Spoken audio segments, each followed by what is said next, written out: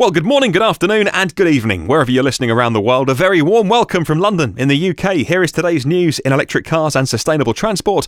My name is Martin Lee, and this is your EV News Daily for Saturday, 3rd of February 2018. And we'll start with a teardown. A Tesla Model 3 teardown has happened. The video's online. It's about 7 minutes long. It's Munro & Associates. They're well known for tearing down cars and writing very comprehensive reports about these cars, down to every nut and every bolt and every panel. And then whoever buys those reports, because they're very expensive, you would think are other car makers who want to see how those cars are taken apart and put back together again.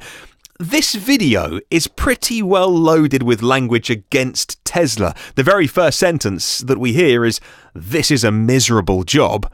And it goes downhill from there. You'd think that the reports they're making for industry are professional, are well worded, they're objective, they're well balanced, and they're written factually. But this 7-minute video is a pretty mean review of the Tesla Model 3. And there's some genuine complaints in this, by the way. Go and check out the video yourself. They talk about the fitting of the windows in the two front doors, and they rattle, and that's not good enough for a car that costs that much. They talk about one of the seals around the window appears to have been kind of patched together from several bits of the rubber, which wouldn't be normal.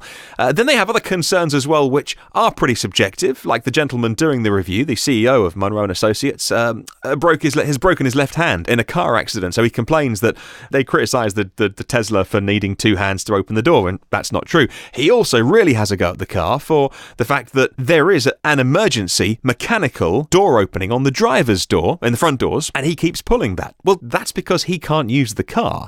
And he has a big criticism about the way that you open the doors, because he says, I'm a mechanical snob. Well, okay, you might like mechanical things and levers and pulleys. He says that these guys who make Teslas are electrical snobs. Well, it comes from Silicon Valley. They're showing everybody else how a Silicon Valley company would make a motor car, and they have 500,000 reservations for the Model 3, so lots of people agree with them. It's a strange review from otherwise a very professional company. I do recommend you go check it out. They make some very serious accusations as well about the egress of the vehicle, how you would get out in an emergency, and how first responders would get in. And some of the points are valid. Some of the points aren't presented very objectively, though, and again, very loaded with language. If you want to educate yourself on how you would be rescued from a Tesla, there is a guide online. You can read it for yourself. Tesla.com/first responders. Talking of Tesla, by the way, let's talk about them, but not their cars for a change. And that would be their solar panel investments they made. The SolarCity investment that Tesla made until now has been moving towards an online model, the way that Tesla would do. Very high-tech company. But news that Tesla are going to set up space in 800 Home Depot stores. And if you're listening in the UK, that's what we would think of as B&Q, I guess. Also in talks with Lowe's to sell solar products within their home improvement stores. And these stores that are on the corner of every street would raise the profile of Tesla, would sell more product, would make SolarCity more profitable. A pretty aggressive move into bricks and mortar stores, which is quite a surprise for Tesla. News about the Tesla upcoming solar roof, which looks gorgeous, is expensive, but Elon Musk's point that if you're replacing your roof over the long term, it is cheaper, but expensive to do. If you placed an order for this last year, then installations are just starting to happen now. Moving on to Formula E, and we told you about the new car earlier this week that goes twice as far, is not quite twice as fast, but twice as powerful, with no need to change drivers now halfway through the race. There's a new safety car as well from BMW. The BMW i8 is going to be used, as it always is, in Formula E for the safety car, with a few tweaks as well, because it is a race car after all. All inside, it's going to have bucket seats and a roll cage, because it's obviously going to be used on a racetrack, so it has to be safe. It has stiffened suspension.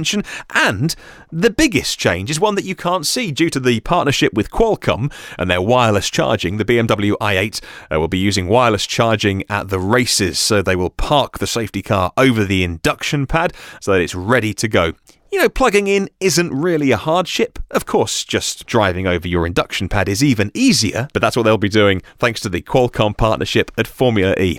Oh, and the other cars being used by BMW have always included the BMW i3. For the doctor's car, now it's going to be the BMW i3S, the slightly lower and quicker and better handling version of the new BMW i3. Seat are finally making their move into pure electric cars in 2020, and their first is going to be a Leon, or Seat Leon-sized hatchback car. And although the size on the outside will be the same, Seat point out that due to batteries going in the floor, that will create more room for occupants and it'll be a bigger car inside. Looking at that kind of market, the Seat Leon Golf type car, that size, it's going to be about £25,000 you would think for a pure electric car. They say there's going to be a couple of options, couple of range options, couple of power options as well.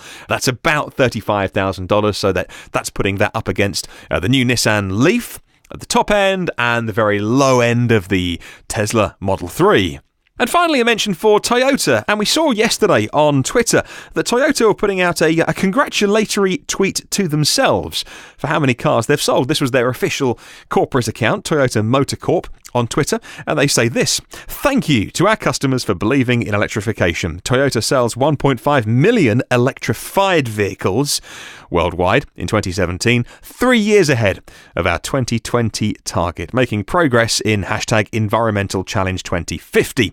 Congratulations to Toyota for selling a lot of their Prius and Lexus and Auris and all those kind of hybrid cars that they do. They are all about hybrid and soft hybrid at the moment, keeping internal combustion engines and supplementing them with a degree of electrification. There's more than one way to do this, future, but Toyota say the only way is with hybrids. But of course, the Prius Prime is a great car. They make a pure battery electric car, and it's really good. It's a strange way to market themselves, according to some people.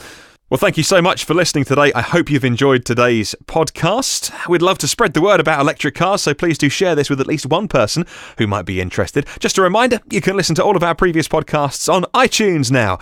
And whilst you're there, why not subscribe to get them for free and automatically as soon as they are published? It would mean a lot as well if you could just take 2 minutes to leave a really quick review. Write whatever you want, whatever star rating you want, but a review would be appreciated because that helps iTunes spread the word to people who don't yet know about EVs. Come and say hi on Twitter @EV News Daily. Have a wonderful weekend, and I'll catch you tomorrow for Sunday's update.